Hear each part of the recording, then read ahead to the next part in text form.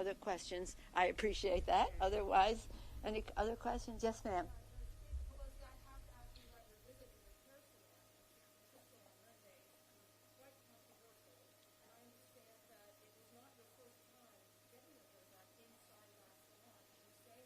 No, I've been there over the years. I've been there many times. I appreciate the question, and let me just say this: I take responsibility for trusting the word of a neighborhood salon that I've been to over the years many times, and that when they said, well, we're able to accommodate people one person at a time, and that we can set up that time, I trusted that.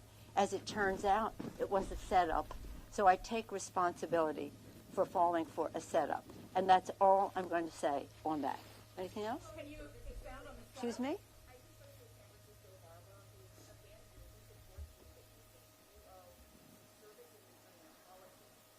Well, I don't.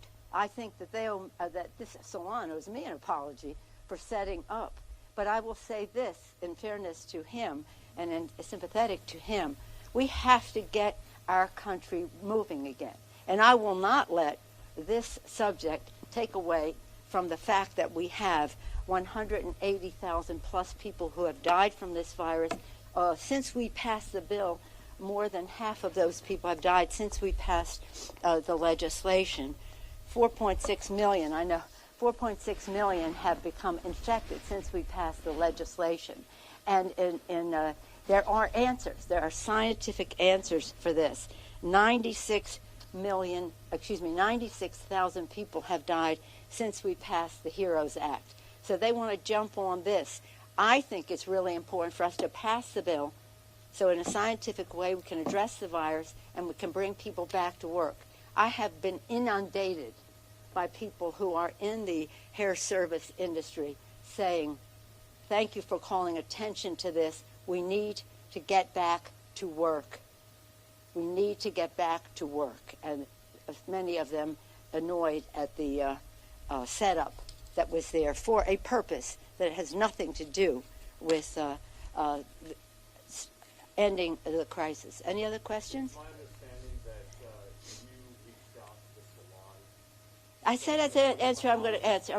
That's all I'm going to do. That's all I'm going to do. That's all I'm going to answer. Do you have any questions about the fact that people are dying, that schools need to open, and the rest? I feel your question and your question are an opportunity, and I thank you for them.